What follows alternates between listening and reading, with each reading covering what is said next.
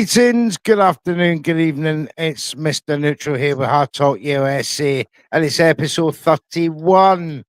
And tonight, my guests, so far, there's supposed to be a few coming, but we got Håkan from Sweden, Mr. Håkan Ringside Live. How are you, sir?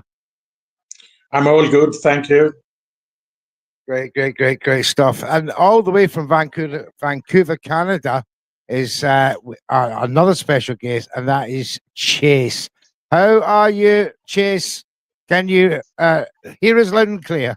I can hear you loud and clear, man. I'm doing good. Technology is a beautiful thing. Thanks Right, episode 31. Right, guys. We're going to review the boxing over the weekend first and foremost. I think we'll start with Friday. Chase, I don't know if you were seen the Friday card, but obviously it was a UK card. But it was the one with Pat Brown, who made his professional debut.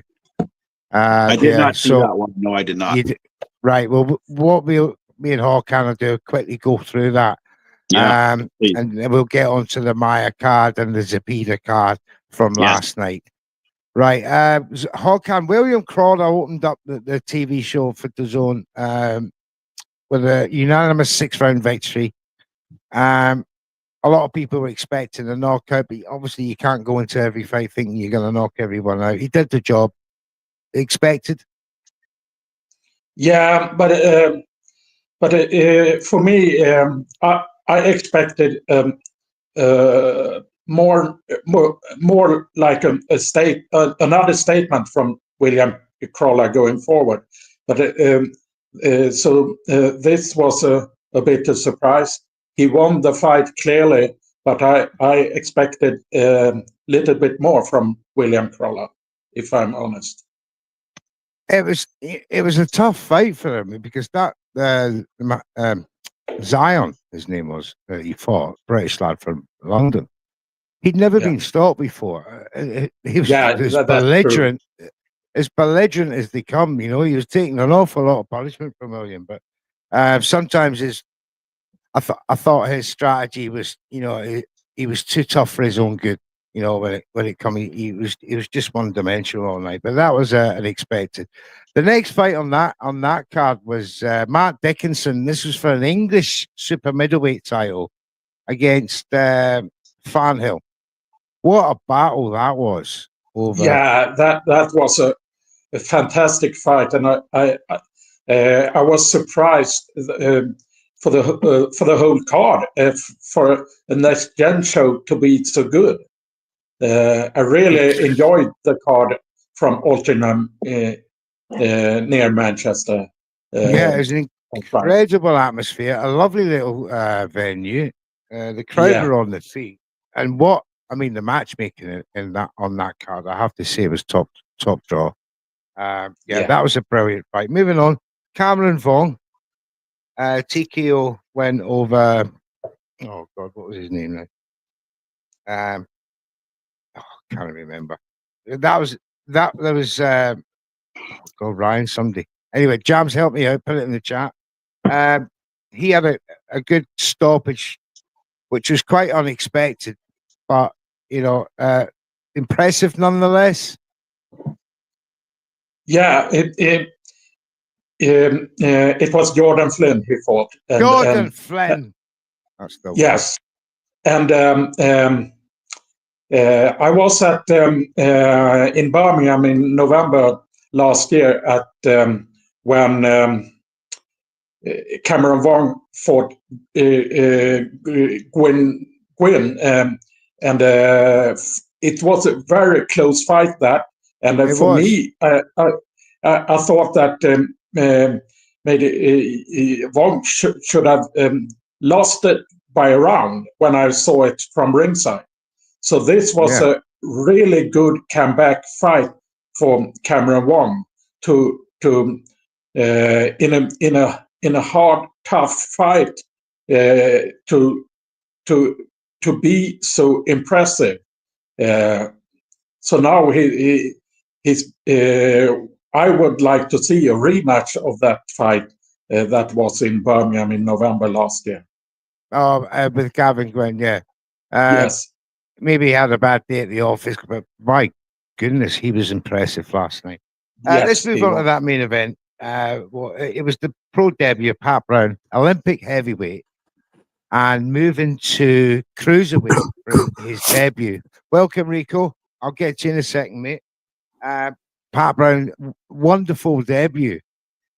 Heavy-handed, skillful, a problem, a menace, many, pronouns you can give to this man. The man is an absolute machine. Yes, and for a debut, it was a good opponent for me in a debut fight. He was tough. He took a lot of hard shots from Pat Brown and didn't go down. Yes, that Argentinian was. Yeah, he gives some back as well. Welcome, yes. Rico from my Boxing Hub and Banter and Boxing CEO. How are you, sir? Oh, mate, no, none of the acronyms. Jesus. How are we doing today, gentlemen? All good, mate. All good. I always got just having a wee collective. My padre. Yeah, she'll never forgive me for leaving him that day with going for a pint of milk. But look, we started off with, the Friday card. William Crawler, special friend to us, Rico. Mate. Let's go for it dead quick, get through this card and then we'll move on to the next one. Just give us your thoughts on William Crawler, Matt Dickinson, Cameron Vaughn, and Pat Brown. Well, I'm not going to lie to you lot, man. I watched Williams fight. I think Williams was pretty much the only one that I did. And after the fact, I didn't really, I'm just barely catching up on the fights last night. But William Crawler, he is a very special friend of mine. I always have to make sure I see him send people to the deepest, darkest depths of hell. And this man was no different. This man was no different. Got his ass handed to him. Whooped. Again, tough hombre, though. Tough hombre. Again, wood is tough, but is it tough to steal? You know what I mean? Yeah. So William being the steel, I just see him getting reforged and stronger, and soon he'll reach Valerian steel out here. Then we start conquering the White Walkers. And that's when we really start going for the championships. But again, we have a true talent on our hands, man. I'm really happy that he didn't get the Campbell Hatton treatment, because I feel like we would have been in a very different scenario if it had been that. But again, William, he's just, I don't want to say too much now, because I feel we're yet to see the real William Crawler. He will be far better than his brother. I got mad respect for Anthony, but he will, he is somewhat like whoever doesn't know William Crawler's name, you need to know it very soon. The other kid I really like, I interviewed him actually. What was his name? Stephen Vaughn? Yes. I like Vaughn. I like him. Very slick boxer. Cameron. Cameron Vaughn. Still, very wet between the years. But just great talent, really. Great talent from Hearn. Really good talent. He's impressive last night. Man, I almost had to sneak into Matchroom headquarters to make him sign William Crawler. It was one of the weirdest things I've ever seen in my life. But yeah, honestly, great talent there. I like that Vaughn kid. He's very slick. Just needs to keep on going through the levels. Small shows. Let's not bright lights immediately to people. We see how things turn out. But yeah, very impressed with those two. Great stuff. Right.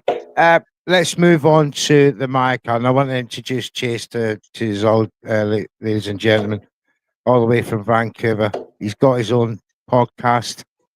We'll all be liking and subscribing to that, sir, by the end of the night. Thank you. Chase, the Maya Sandy Ryan card, we all saw fight one, Close Affair. We're expecting it again last night, but tell me from your perspective, just what you thought of the main event. This fight wasn't quite as exciting as the first fight. I don't know if you guys agree with that or not. It was still a good fight. I thought Mayer had the upper hand most of it. Ryan fought good. She knocked Mayer's head back with a couple hooks there. Caught Mayer off guard. I think Mayer was just too big, too strong, and I thought the judges had it right. And it was a good fight. They went to war, but I think Mayer's just too big and too strong for Ryan. Yeah, we did a watch along last night for it, and between the three of us that were watching, we actually matched the same scores as the judges. Yeah, you're quite right. Maya, for me, was just quicker, stronger for the first 7 rounds, until sort of Sandy Ryan woke up a wee bit. Still lost the 8th and 9th for me. I thought she only come good and really gave Maya problems, and unfortunately, a head clash opened her eye up. But, that was a big break for Ryan, actually. She didn't capitalize on that, though. Yeah, it wasn't till the last round that we actually saw Maya in any kind of trouble. But would you say that there was a lack of awareness in what she'd already won the fight? Do you think? I felt that she should have backed off a little bit, not let Ryan get so close to it, because when Ryan was on the inside and she was hurting her, she should have kept her at range in those finals. I think because there's so much controversy the first fight with the paint get thrown on her. I think Mayer wanted to win this decisively with a knockout, so that's why I think Mayer kept pressuring her. Risky strategy, but I'm assuming that's what Mayer was thinking. Yeah, Håkan, you saw it as well. Did you agree that Sandy Ryan was just far too slow out of the blocks? Yes, 100%. And for me, it was a surprise that she was slow from the start. I had Michaela Mayer winning the first 6 rounds in the fight, more or less, maybe 1 round of the first 6 to Sandy Ryan. And I agree with the scorecards too. And for me, it was a surprise that I expected the fight to be much closer, like the first one. Yeah. Rico, you still there? Here's a question for you guys. I'm here. I'm here. I got a question for you guys. Do you think women's boxing should go to 3-minute rounds and no more 2-minute rounds? Yes, bro. I'm enough of this. Yes, a million. I do agree. They should go to 12 rounds. I agree. I agree with my Canadian Vancouverian brother over there, man. I absolutely 1,000,000%. Less time would be spent. Yeah. Maybe it might even just reach round 5, bro. If that. I think so. If these ladies are going 3-minute rounds, one, their conditioning that they're going to need for that extra minute, they should be training for 3-minute rounds now. In reality, that's what right? So there shouldn't be any issues or change or a difference, because that's where they should be training for. You train as a fighter for 15 rounds, not 12. Am I correct, gentlemen? You're correct. There we go. So there should be no issues with the ladies going to 1 rounds and at 1-minute rounds. And to be honest with you, we would see way more pelters. We would see way more knockouts, right? Yeah. And we would see a lot more entertaining fights. Not that they're not entertaining. Very entertaining. I'm a massive advocate for women's boxing, massive. But we all need a bit of seasoning in the food. 2 minutes is just not enough to get it. It's not enough to get going, man. It's not enough. I don't agree. Are you assuming that they're going to fight the same way for 3 minutes as they are now? I would like to see the 2 minutes rounds. I'm with you, Håkan. I'm with you. Would you like to see? I would like to see 2 minutes round in the first step, not 3 minutes rounds. And Amanda Serrano has had her 12 3-minute rounds before the Katie Taylor rematch. And most of those fights has gone to points with 3 minutes rounds when she has fought opposition that hasn't been on her level. She has won those fights easily, but on points. So I don't believe because that 3 minutes rounds will help more stoppages. Not if you're fighting actual elite people. Like, I don't even know who that bird is that she fought for 3 minutes, and now I watched that fight and it wasn't great. Like, where I would say is the young, fresh, the Caroline Dubois, the Ryans, the Mayers, the Prices, these ones introduce 3 minute rounds. Like from lightweight up, you'll see Caroline Dubois start stopping people properly. Yeah. I see that, because for 2 minutes I can't like Padre, I blink and a round is over and I'm like, mate, what's going on? I do agree. You know? I do agree that the chances of knockout in women's boxing are, within 2 minutes is a hell of a lot less. Anyway, I agree with that, but I wasn't impressed with the Amanda Serrano fights at 3 minutes rounds. I just think 2 minutes is the ceiling for entertainment. Otherwise, if you go that extra minute, they're going to have to re-strategize their conditioning, the strategy, the way they approach an opponent. They're already training for 3 minute rounds and 3 minute rounds. Yeah, they should be 15 rounds, right? See, one thing I will say, training and fighting is two different things. True, but you're training for the fight. If the men can go 3 minutes, then the women need to try to go 3 minutes. I think it'll make more knockouts, more exciting fights. How much action do we see in the last 30 seconds, the last 45 seconds of a round? We're losing that, not having that minute. That's true. Yeah. Right. Yeah. Because some of them still might be cooking. Some of them still might be going into round 2 as round 1. Mm-hmm. You know what I mean? So it's just like, and one person I need to big up, man, and I probably know it's him because of that damn conditioning bastard. Sorry for swearing on the platform. It's Evans Tobler. I want to shout out. Yeah, big up Evans. Michaela Myers, strength and conditioning coach. Mm-hmm. Absolutely incredible stuff. I knew. He's a winner. Congratulations. He's a winner. Happy. What did you guys think? What did you guys think of the rest of the card? I think Top Rank's got the best prospects in boxing. What do you guys think of undercard? I thought it's pretty solid. Who was on that undercard? A great undercard. But I've got one massive gripe. What's that? We had to wait an hour between fights. Oh, good stuff. An hour. They kept replaying. Sleep was the one. Their top 10 famous boxers of all time. ESPN. They got to do that, Padre. On a watch along, trying to entertain your crowd when there's no boxing on for an hour is bloody hard work. Did you try and juggle again? Oh, brother. I brought everything I brought the bag. I emptied the bag on the table. Oh, mate. You pulled the rabbit out. Mate. I was bullshitting in the end. You know what I mean? Anyway. Sorry, Padre. That was the only grab I had about that car. Otherwise, and the judging was taking too long as well, I thought.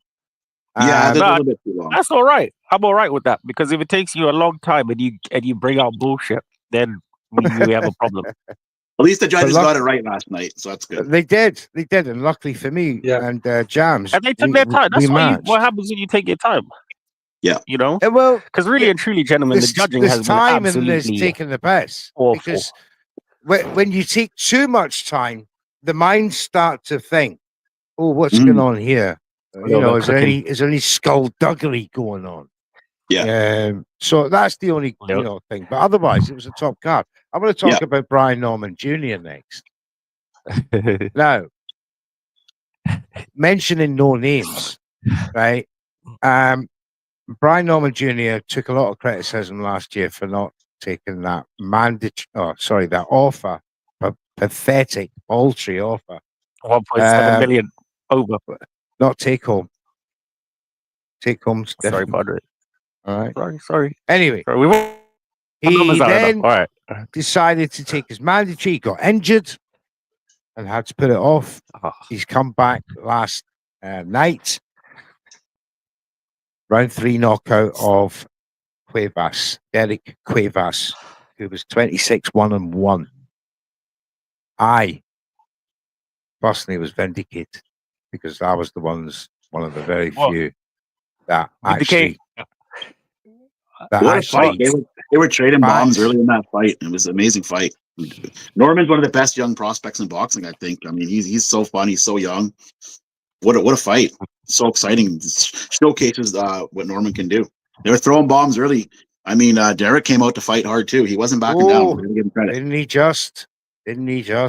And to be fair to him, you know, he gave a good account for as long as he could because Ryan Norman Jr. was just a destruction, and he's very heavy-handed. I love that power. He's 23 years of age.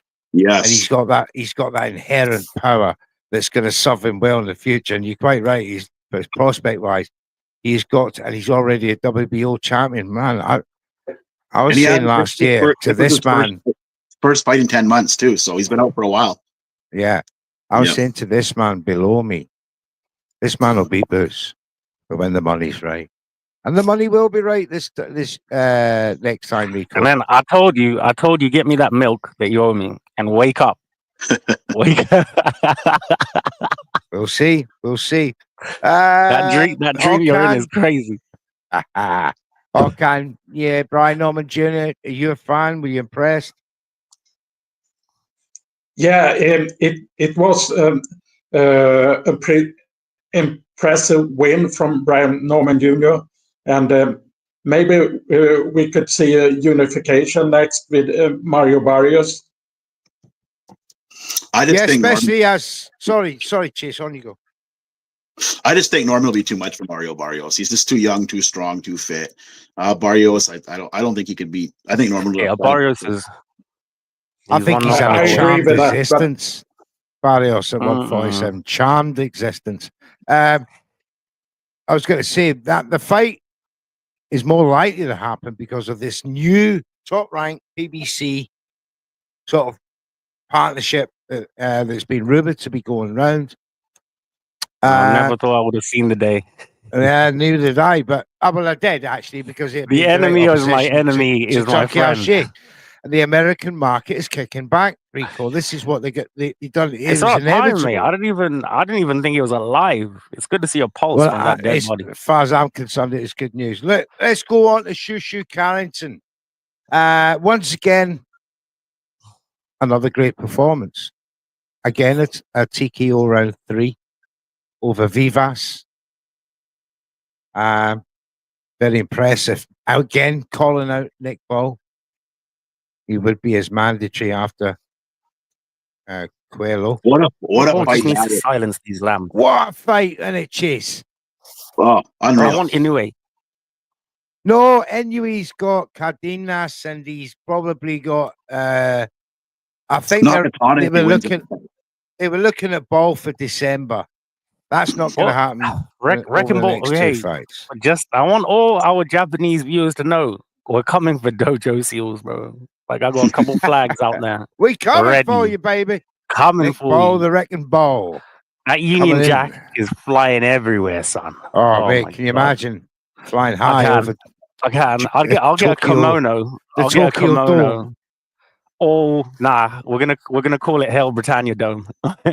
Right, but look, let's not. And Matchroom demand the MJ fight in September for Inoue. Yeah, see, that'll come way before a Nick Ball affair. And Nick Ball has got a mandatory he's got to fulfill in Coelho, which people are overlooking as well. So, what you just done is mandatory. No. That's a voluntary. All right. Come in here. All right. I'm just happy that Inoue's fighting in America now. Bring even more stardom, more power to his name. So now he can come with full name on the North American side, which is big for his career. So I'm glad he's fighting in Vegas. It's a big step for him. I've got a question for you, Chase. Inoue, would he gain more fans fighting away from home in US than he would do in Riyadh? Great question. It's hard to say. I think he'll gain more fans fighting in Vegas just because Vegas is the fight capital of the world. And that's where people come to become stars. What's changing now with Riot season, but I think Bob Aaron's making the right choice. Put him in Vegas, put him on ESPN. It's going to be a free card.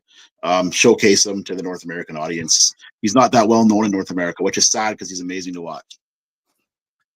Then the next obvious question to that is, without Saudi money, how likely is that fight? Great question. In America. This is the thing. That's a thing. Saudi they got the money, they overpay and they make the big fights happen. So probably not very likely without Saudi money. Yeah, absolutely. Yeah. But Shishu Carrington was to Turkey. A great performance, Rico. We have to acknowledge that. And we have to acknowledge, should a Nick Ball fight happen, maybe sometime in 2025, he's going to be a problem for Nick Ball. Yeah. We have to acknowledge that. We can't hide. No, great fighter. Great fighter. Is definitely he going to be a big problem? Is he like the mystery guest in the division? Not yet, No. Do you know what it is? I feel like the culture got your Espinozas. I feel like the culture of having sort of undubbed boogeymen, come through. I feel like that's kind of slowly dying just a little bit. I think,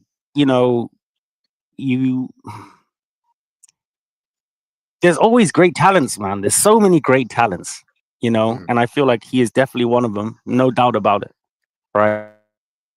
Yeah. I want to see how they're nurtured. I want to see who they fight next. That's why I don't want to just blow the trumpets for this kid and he's dropping out of fights and he's this and he's, but keep on going with these performances, lad. And you'll be an exceptional fighter and a real threat, definitely to Nick Ball, but a threat only. Yeah, absolutely. Inoue versus Nakatani in Tokyo is the fight to make as Super Bantam, says our producer, Jams. Big shout out to Jams. Thank you very much, Big up, Jamsy. I love you, Jamsy. It is. And we'll talk about stacked divisions in a bit, but I want to go back to the very last fight to cover on that card. And just how impressive was Emilio Vargas' chase? Very impressive. I mean, his stock just keeps rising. Like I said, the whole card was loaded with Top Rank has such good prospects. We just talked to the third guy we're talking about now, and sky's the limit for that guy. I want to see him fight, upper echelon talent, but I think he's on his way. I was very impressed with him. Very strong, very powerful. Yeah. He's got a menace about him, a je ne sais quoi about his brutality about him, which it tantalizes me. I love it. He's gonna do wonderful things. Yeah. A round 2 knockout over Gonzalez, absolutely beautiful combination. Just and that left hand to finish him off was a thing of beauty. Yes. Right. Well, let's move to the final card of the night. I'm going to start with you, Håkan. Bit of a controversial, especially in Swedish terms. Safar versus Silva. And Safar, the Swede, was announced as an American citizen with an American flag by his name. Can you explain this misunderstanding?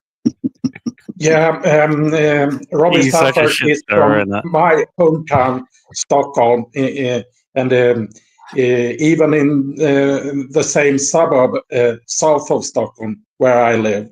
So, but I can understand it. I can understand. He has lived in Las Vegas now for 6-7 years after he moved from Sweden and has taken American citizens to.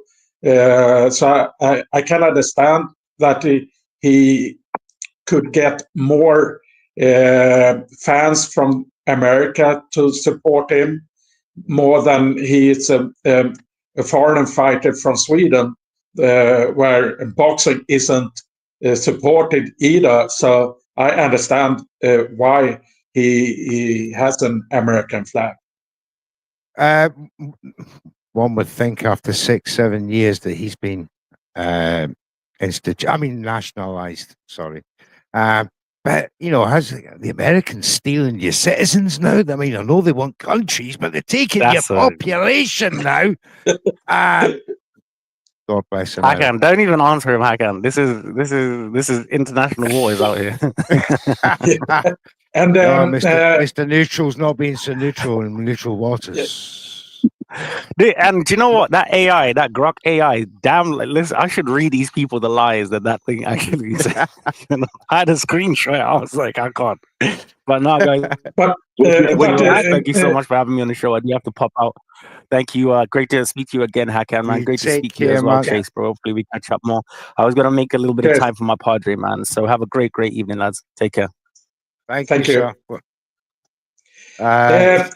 Regarding Robin Safar, I was at a few fights in Sweden with Robin Safar in 2016 and 2017, and I didn't expect him to be on this level that he has shown in the last few fights. So I'm happy for him, and if he has an American flag, it doesn't matter so much for me. Yeah.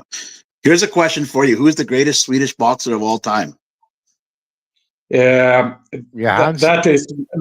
Ingmar Johansson, who 1959, when he fought at Yankee Stadium, Floyd Patterson, and was heavyweight world champion. That is the biggest night in Swedish sports history, in my opinion. Wow, massive. Yeah, and Johansson shares a very enviable record, along with the likes of Lennox Lewis and a couple of others coming in right now, as as the only men who defeated everyone they ever faced. Who would you guys say? And close second is Badger Jack, of course, three-weight world champion.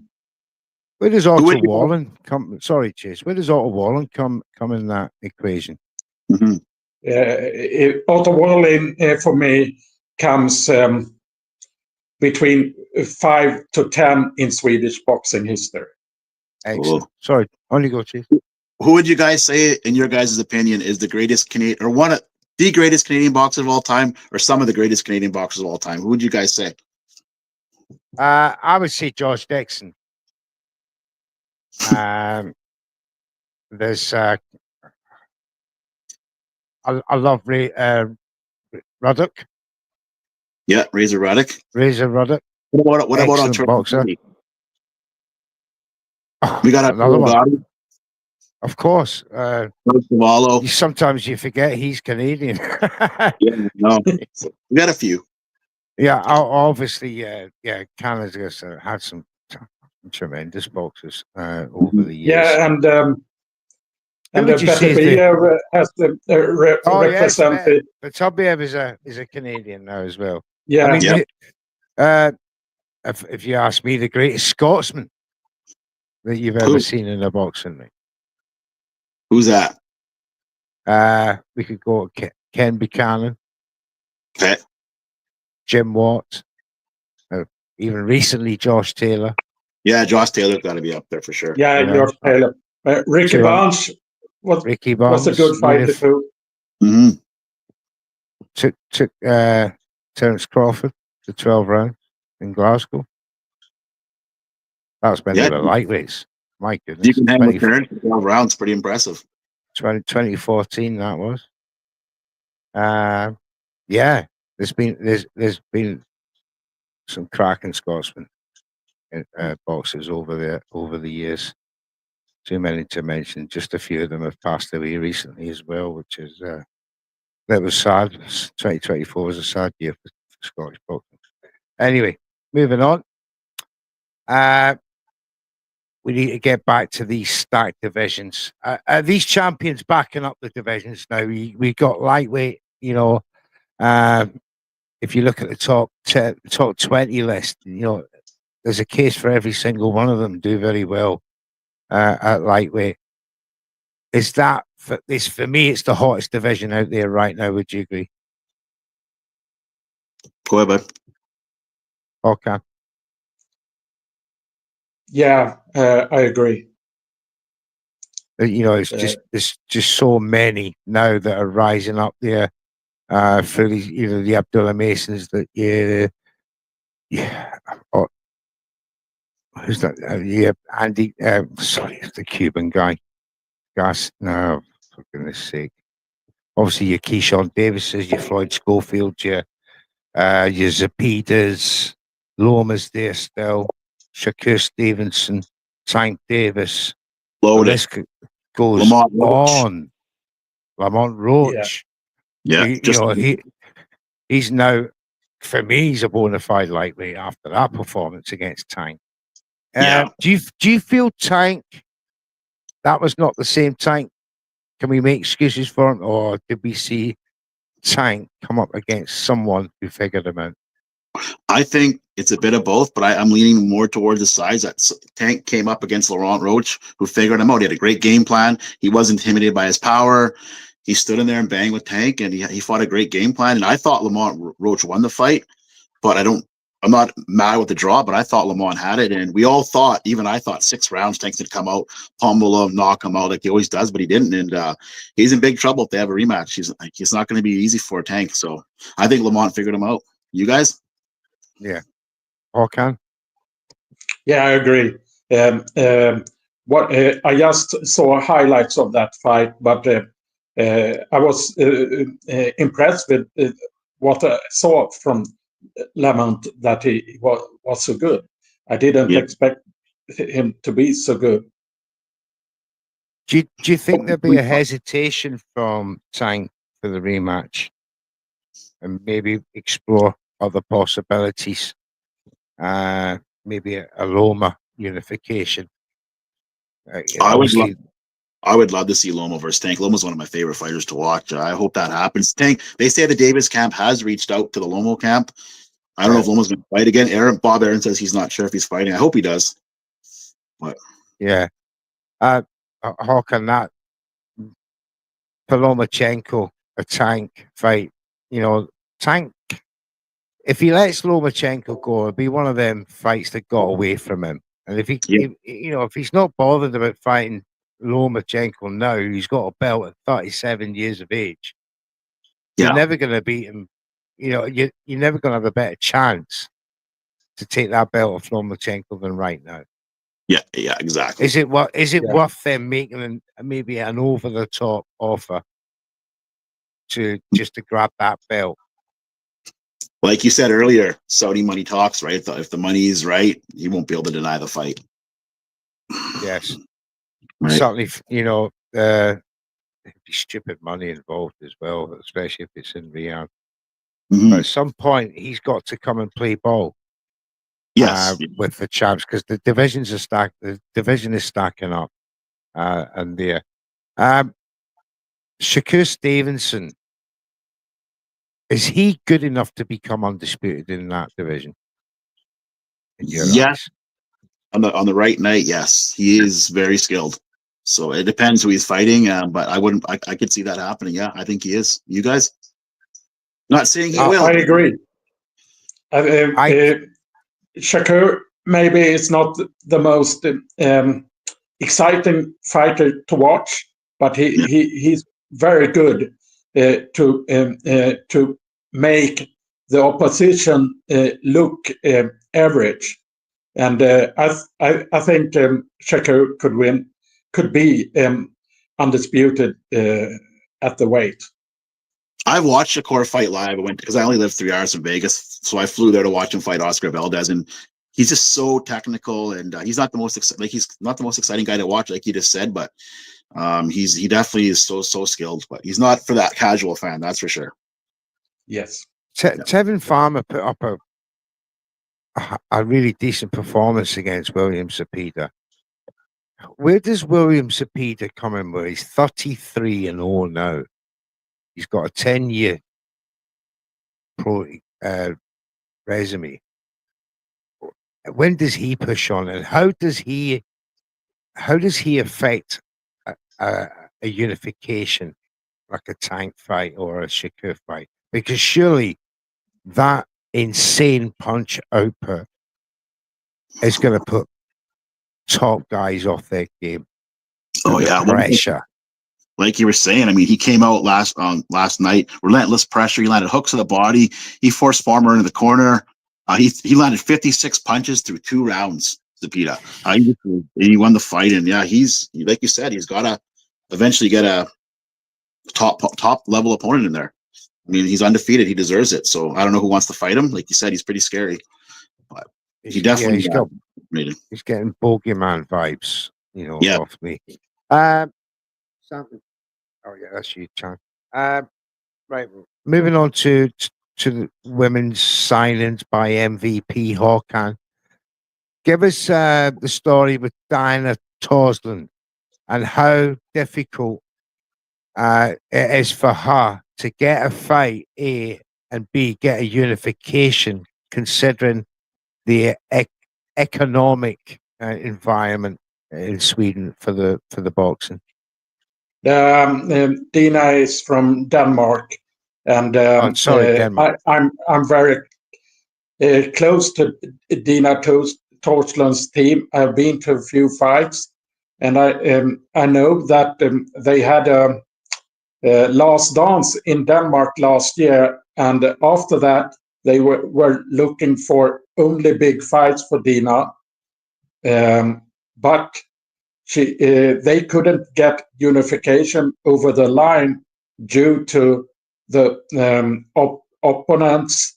They could because they don't have so much money to pay the opponents in Denmark, and the Chicken Metcalf and Shanika Johnson fights couldn't happen, and Shanika Johnson was also to fight Nina Hughes rematch when they offered, but they couldn't get any fights for Dina, and Dina thought about to retire. She wants to be undisputed at bantamweight, but she couldn't get. She has one. She got the WBC for a few years ago. I think it was in 2023. After that, she wanted to have the other belts, but they couldn't get the fight over the line because the opposition wanted much money to fight Dina, because Dina is one of the best pound for pound top 5 in my opinion, and Ring Magazine has her at 5 in the pound for pound ranking. And to fight Dina, they need to have an offer of at least 100K, maybe 200K to get the fight over the line, in my opinion. And with MVP's help now, they can offer that to get unifications now for Dina, and that's her plan now, is to get those fights that she hasn't get before them, and then then after that, Dina Torsland is looking to be 3-weight world champion at featherweight, when she has been undisputed at the bantamweight. That's what I believe is MVP's plan for Dina, and her team's plans for. I believe they have signed a 3-year contract with MVP, with Dina Torsland. So that was what they are looking for Dina Torsland. Let's give it up for Jake Paul. Let's give it up for Jake Paul and MVP Promotions. This guy is he's a great promoter. He's signing all the young talent, all the women. He's trying to capitalize on women's boxing. He pays them well. Every female fighter that works for him says he's a great guy. He pays them more than anywhere else they got paid. He's putting on fights at MSG, the first ever women to ever main event a card at MSG. It's all Jake Paul and his partner. So he's doing great things for boxing. A lot of people hate on him. I've always supported him and his brother, but MVP Promotions is doing a hell of a job. Hell of a job. Yeah, they have. I was at the MSG in 2022 for the first Taylor Serrano fight, and that is one of the best fights I've watched live. And to have a third one, I understand. Many people thinks that Katie has 2-0, and that shouldn't be a third one. But money talks. So I understand why they have a third one. Mm-hmm. This major move last week, signing these ladies, he signaled his entrance into big time boxing, especially the women's boxing. A genius move, in my opinion. The women's boxing is probably the fastest growing of the two disciplines between men and women. It's growing exponentially. So Diana Toslin going to MVP is just so natural because of the struggle to make that kind of money. But that's got to be a doddle now, and she's going to be, with the plans in action, she'll be making 10 times, maybe more than that, easily. Yes, with the business model that MVP have, and highly successful one under the Netflix banner, is very lucrative. So women's boxing under MVP will be in very, very good hands, in my opinion.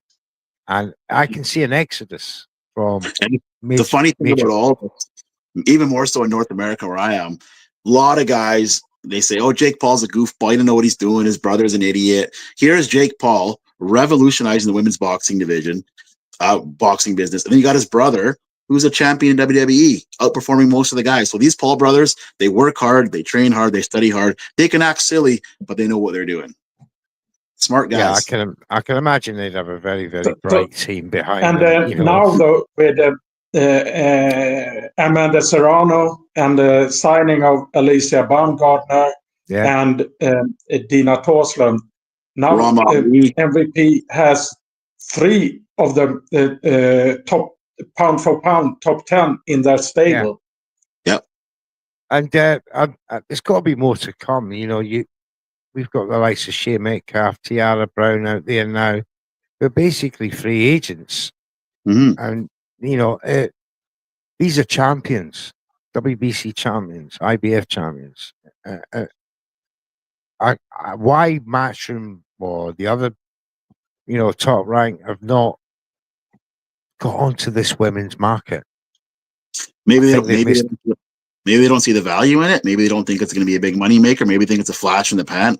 That might be their thinking. They're not going to come out and say that, of course, but that could be the mentality. I don't know though.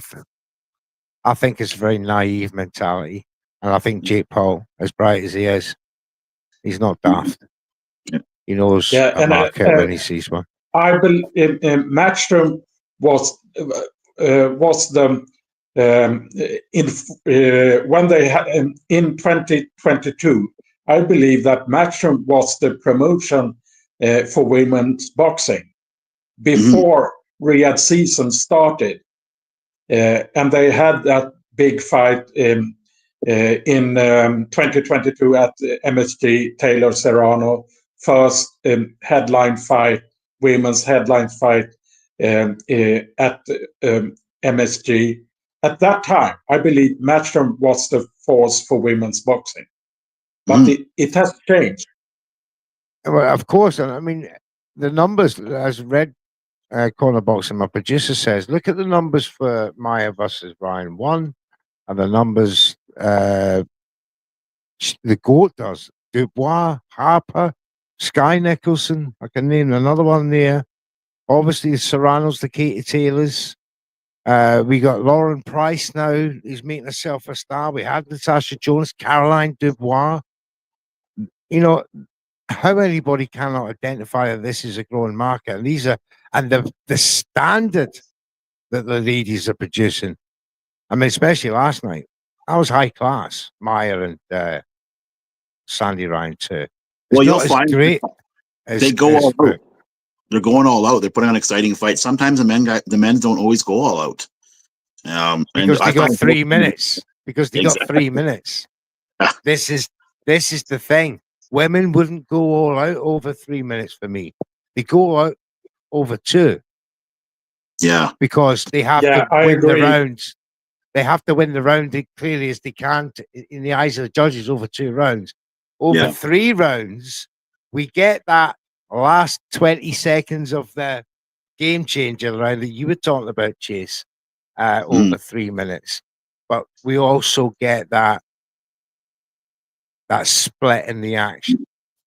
You guys mentioned Shay Metcalf. I had her on the podcast a couple months ago. It was a good interview. Check it out. Yeah, cool. We will definitely. She's a great character, Shay. She's got so much exuberance and life. She'll go on for for a race. She'll go on a good few years yet. Yes. Yeah. So sorry. On you go, Håkan. Yeah, like James mentioned the Royal Albert Hall card. I was there in London. Yes. On March 7, nice. and all female card, and it was a great card. It was all fights were title fights, like some British title fights and 2 world title fights in co-main and main event. And Lauren Price was so impressive when she dominated Natasha Jonas in the main event there. But I enjoyed that card a lot, and a fantastic venue for boxing too. Talking of Lauren Price, Claressa Shields was asked a question on the back of Lauren Price's win against Natasha Jonas. Did she entertain, or what did she think of Lauren Price? And Claressa Shields, in true form, said, "Ask her to come out at 154 and I'll come down. We'll have a scrap." I like it. I just want to say those exact words. I like that. It's a good idea. I hope it happens. I do. I like it because Claressa needs opponents first and foremost. Yes. And, it has to be said, she's the face of women's boxing, for one reason or another. Obviously, titles, we can talk about records and with other boxers and that, but as far as public image is concerned, she's very forward. She's out there. She's in the face, and she's making sure that women's boxing is on a level as much as she can make it on a level platform to the men's. Although that's real hard job that anyway. But I do feel that the women's boxing is going to come on strong, but we need big fights. And the MVP, Matchroom, Top Rank, they need to take advantage and exploit this market because for me, it's going to be very lucrative, and it needs to happen for, the women, and these purses need to start improving. Would you agree, Chase? I totally agree with you, and I'm just glad Jake Paul's spearheading this. Who would have thought of all the guys you just mentioned, Top Rank, Matchroom, we got Golden Boy, we got PBC. It's Jake Paul who's leading the revolution of the women's boxing. I can't give the guy enough credit. Like, he's good for him. He's on to something. Yeah. Oh, absolutely. And once he corners that and he's established as one of the top 5 promoters in America or North America, he'll move into the men's game. There's no 2 ways about that. He's on his way to being a top promoter. If he keeps on the trajectory that he's on, he will be a top promoter in North America. Absolutely. Yes, Yes, because you know he'll have the business model and the system in place. Yep. To rival Tucker Shake, Dana White's TKO. He'll rival them. He'll outbid them because of the business model. You know, it's guaranteed. That's the you know the wonderful thing about Jake Paul and MVP. You know, he cannot fail this model based on the fact of what he's doing. Yeah, right, gentlemen. I want to thank you for coming on to the show. The hour is up. Mr. Neutral, thanks you from the bottom of our heart on behalf of Red Corner Boxing, myself and James, and to the audience, thank you for tuning in. Please like and subscribe. Head over to YouTube. Give myself, Red Corner Boxing, Hawk and Ringside Live, Chase there, my man. Thanks all the way from Vancouver. Thank you, guys. Give their pages a like and a subscribe. Check them out. Brilliant content. And again, thank you guys for coming on. We will be asking you to come along on Hard Talk again another time. So once again, thank you very much, guys. My name is Mr. Neutral. This has been Hard Talk USA. We'll see you next week for a banger. Trust me.